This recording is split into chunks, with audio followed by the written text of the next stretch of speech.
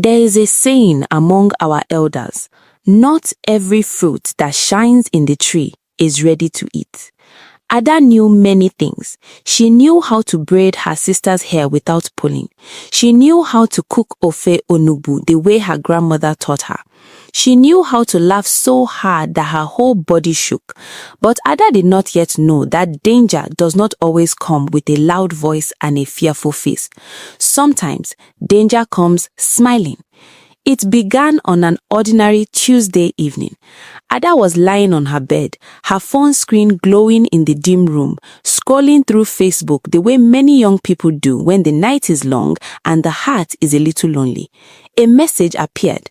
"Hello, I hope you don't mind me reaching out. Your profile caught my attention. My name is Emeka."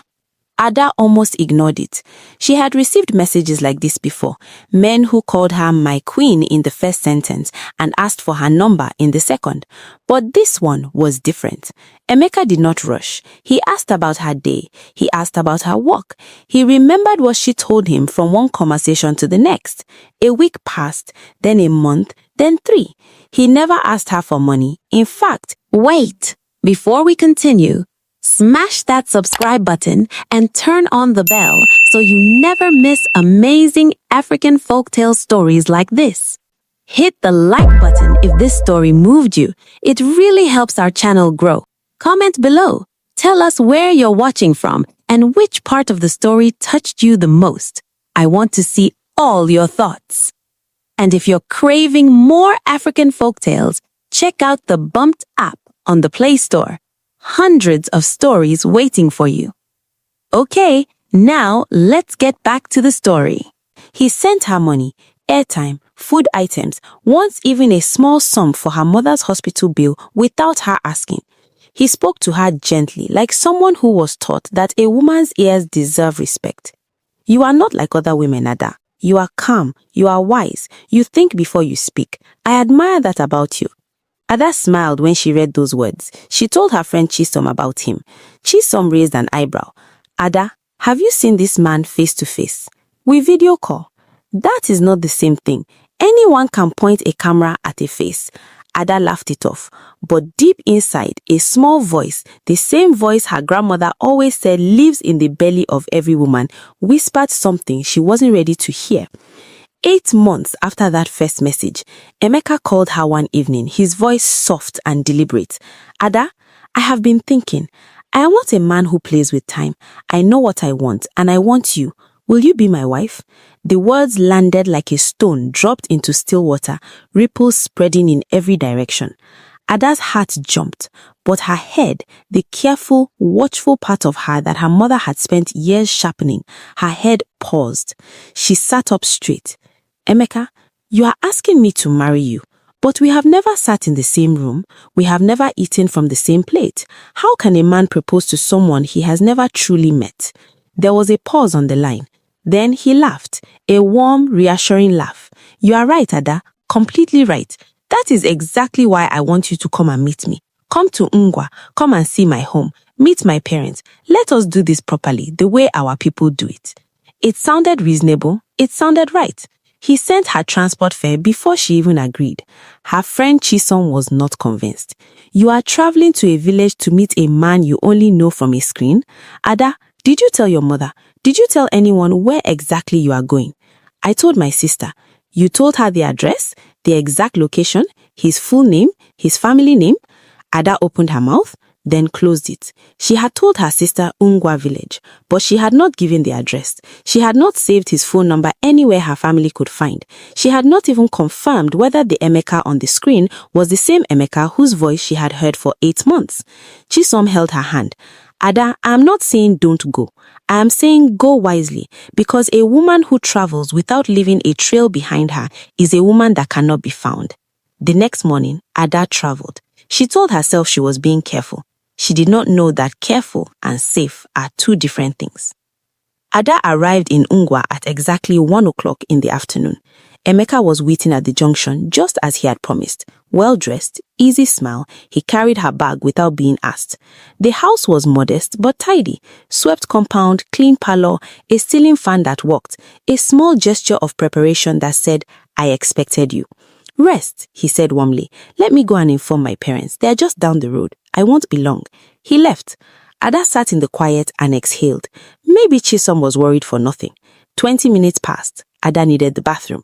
She found it at the back of the house and pushed the door open. She stopped. The tap was rusted dry. Dust had gathered in the corners the way it only does in a place no one visits. The floor had not seen water in a very long time. Ada frowned.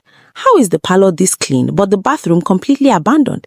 She backed out slowly, her eyes moving around the compound differently now, less as a guest, more as someone reading a place for the first time. That was when she noticed the window to the side room was slightly open.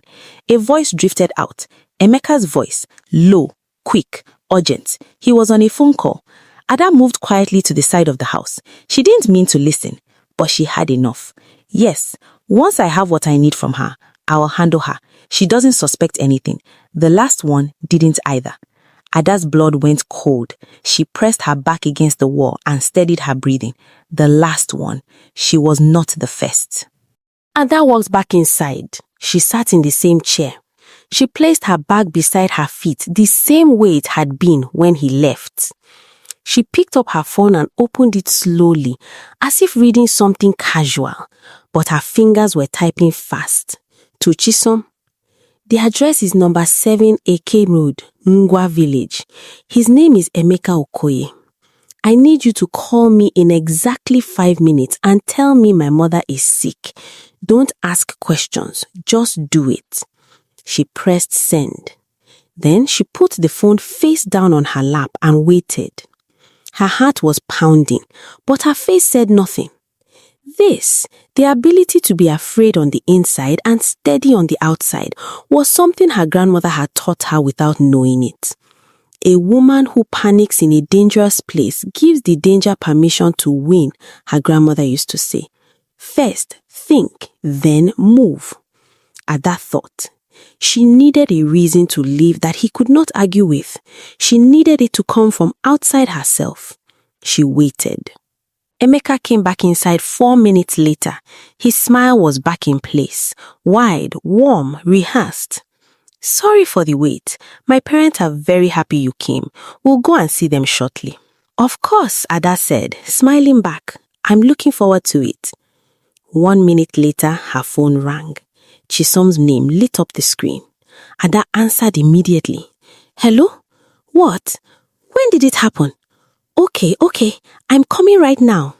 She stood up, her hand pressed to her chest, her face arranged into the perfect picture of a worried daughter. Emeka, I am so sorry. My mother has been rushed to the hospital. I have to go right now. She watched his face. The smile stayed, but his eyes calculated quickly. Something shifted behind them. I'm sorry to hear that, but the next bus doesn't leave until evening. You should wait. My brother is already on his way to pick me up. He's about 20 minutes away. He knows this road. That was a lie, but it was a necessary one. She watched him again. He had no way to confirm it, and the mention of a brother, a man already en route who already knew the road, changed the weight of the room. Okay, he said finally. Let me get your bag. I have it, Ada said, already holding it. They walked together toward the main road. Emeka spoke the whole way about his parents, about how she must come back, about how he understood family emergencies. Ada nodded and responded gently, naturally, like a woman whose only concern was her sick mother. But her eyes were counting. Distance to the road, number of people in sight, whether anyone could hear her if she needed them to. When they reached the junction where a small group of women sat selling vegetables and palm oil in the afternoon heat, Ada felt something release slightly in her chest. Witnesses. Please, which road goes directly to the park? Ada said. Ada did not go straight home. She went to the nearest police station in the local government area. Her hands were still shaking when she walked through the door, but she spoke clearly. She told them his name, Emeka Okoye. She gave them the address, number 7 Eke Road, Ngwa Village. She showed them the conversation history on her phone, 8 months of messages, gifts, and the proposal. She played them the beginning of the voice note he had sent her. The officer behind the desk looked up at her carefully. "You said you heard him mention the last one." "Yes," Ada said. "He said she didn't suspect anything either." The officer exchanged a look with his colleague. "You did the right thing coming here," he said quietly. Within 2 hours, officers had been dispatched to the address. What they found at that house confirmed what Ada's instincts had already told her. Emeka Okoye was not a man looking for love. He was a man who had built a system for exploiting lonely hearts, collecting money, information, and trust from women he targeted carefully online, and when they came to meet him, finding ways to extort or manipulate them further. Ada had been next. She was the one who got away. Ada came home that evening.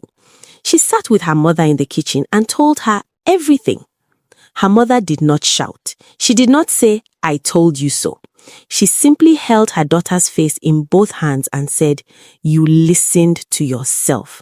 That is the most important thing." 3 days later, Chisom called Ada with news. The police had been in touch. What the investigation uncovered made Ada's hands go cold all over again.